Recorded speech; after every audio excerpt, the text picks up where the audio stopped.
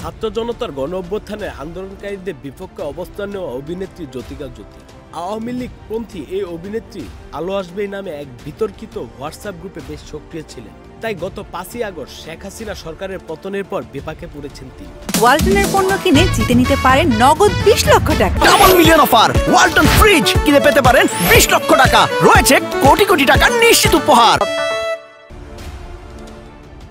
আলো আসবে গ্রুপে থাকা শিল্পীদের বেশিরভাগই এখন সামাজিকভাবে অগ্রহণযোগ্য হয়ে পড়ে। তাদের অনেকেই এক প্রকার ঘা ঢাকা দিয়েছেন। তবে এক্ষেত্রে কিছুটা ব্যতিক্রম ছিলেন জ্যোতি।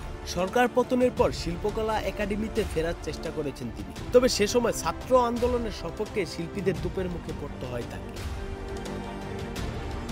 সম্প্রতি এক ফেসবুক স্ট্যাটাসে নিজের বর্তমান অবস্থান জানিয়ে এই অভিনেত্রী লিখেছেন, এক সিনেমার কাস্টিং করলো, পরিচালক বাসায় এসে গল্প শোনালেন, জানুয়ারির 1 তারিখ থেকে শুটিং, অনেকদিন পর শুটিং করব, ভালো লাগা শুরু, অফিসিয়াল ফর্মালিটিস কমপ্লিট করতে হবে এমন কথা হলো। তার 3 দিন পরই পত্রিকায় দেখলাম এক বিদেশি অভিনেত্রীকে কাস্টিং করা হয়েছে আমার জায়গায়।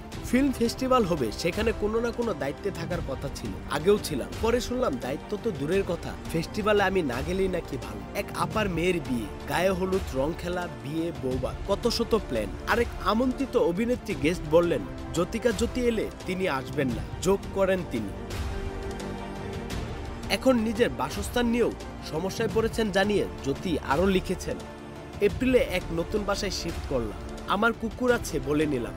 তিনি আমাকে আশ্বস্ত করলেন কোনো সমস্যা নেই, বরং আমার পরিচয় তার ভাড়াটিয়া হিসাবে তাকে আরো গর্বিত করবে বলে জানালেন। জুলাইয়ে যখন দেশ তুমুল গন্ডগোল, তখন বাড়িওয়ালা বললেন আমার নিরাপত্তার দায়িত্ব তার। আগস্টের 6 তারিখ জানালেন আমাকে নিয়ে সমস্যা হচ্ছে, তাই আমি যেন কুকুর নিয়ে বাসার নিচে না যাই। তবে তার কথা মনে হলো বাসা ছেড়ে দিলেই ভালো। অবশেষে বাড়িওয়ালা একদিনের নোটিশে বের করে দিলেন। উল্লেখ করে জ্যোতি লিখেছেন, 16 আগস্ট আমাকে ফোন করে বললেন আমি যেন আগামীকাল বাসা ছেড়ে দিই। তিনি কিছুতেই আমাকে সময় দিতে রাজি না। একদিনের মধ্যে ওই বাসার মালপত্র রেখে আমি আমার কুকুর নিয়ে একটি গেস্ট হাউসে প্রায় 13 দিন থেকে নতুন বাসা নিলাম। আমার এক বন্ধুকে পাঠিয়ে মালপত্র সরালাম দিন 10 পর, কিন্তু তিনি আমার 2 মাসের অ্যাডভান্স ফেরত দিলেন না।